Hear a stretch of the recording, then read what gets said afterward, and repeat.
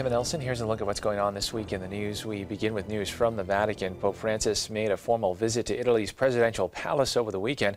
Among the topics the Pope and the President talked about were the refugee crisis and Italy and the Church working together to solve problems. The Pope left the Vatican in this car for the Cardinal Palace, located in the center of Rome, where he visited Italian President Sergio Mattarella. As it was a state visit, the President met him at the door, which was then followed by national anthems of both Italy and the Holy See. As they walked through the halls, this informal exchange of words regarding China was also heard, a country that the Italian president visited in February.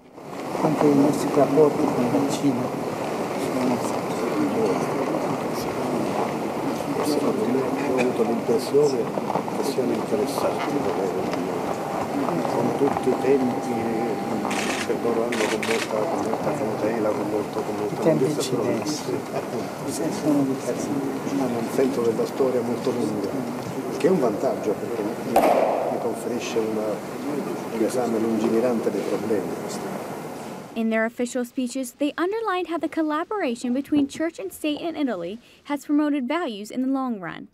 I grandi problemi di questa epoca, se affrontati con un approccio inadeguato e angusto e con scarsa lungimiranza, rischiano di travolgerci.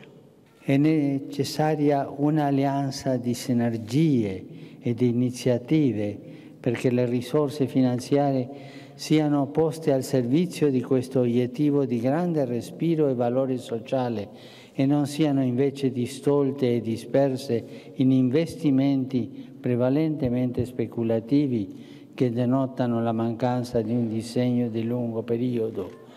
Among the guests of the Italian president were about 200 children from the areas affected by the earthquakes in central Italy. They took advantage of the meeting to ask for autographs and hugs.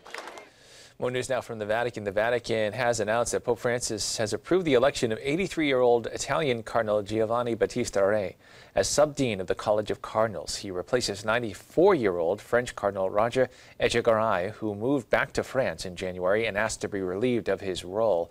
The dean of the college is 89-year-old Italian Cardinal Angelo Cedegno. When a pope dies, the dean informs heads of the state and diplomats accredited to the Holy See. He presides over the meetings of the entire College of Cardinals in the days preceding a conclave to elect a new pope. And if he's eligible to vote in the conclave, he presides over the actual election in the Sistine Chapel. The dean and the subdean are elected from among a very small group of cardinals known as the cardinal bishops. In news from around the country, Catholic Congressman Representative Chris Smith of New Jersey and Representative Karen Bass of California recently returned from leading a congressional delegation to South Sudan and Uganda. Representative Smith talked with Catholic News Service about this fact-finding trip to assess the famine and violence plaguing the area. When the new country of South Sudan was created, we obviously had great hopes and expectations that it would matriculate from chaos to a thriving democracy. Regrettably, in December of 2013, war broke out, a civil war with the Nuer and the Dinka tribes going at it, and the loss of life has been horrific. So the reason for going was to press aggressively for peace with Salva Kiir, the president. Greg Simpkins, my chief of staff, and I were there last year in August, had a very similar message: stop the rape, stop the sexual abuse by your soldiers, and of course stop the killing. And there needs to be an all-out effort at reconciliation and peace, and also the provision of humanitarian assistance.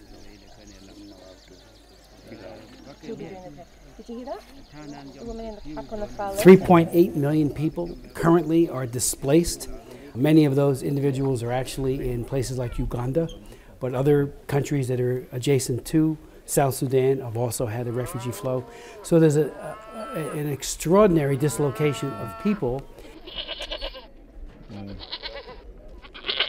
We met with Catholic Relief Services leaders while we were there in Juba. We saw them in action in Uganda. And on the ground, they are part of a team that provides tremendous support for people, humanitarian assistance. And Catholic Relief Services is doing a wonderful work on the reconciliation piece, using the church as a venue to try to bring the disparate elements into a dialogue and discussion to lower the tensions. You know, when you talk to somebody, when you're just a matter of feet away, dialoguing and trying to, have a meeting of the hearts, it makes going out and using guns and knives and weapons to destroy that much harder. The famine is brought about for one reason: the conflict. This is not a force of nature. Yes, there's always lack of rainfall here or there, but this is not an act of nature. This is an act of the belligerence that's been going on, and the fighting and the conflict, and the fact that humanitarian convoys can't make their way to the malaffected population.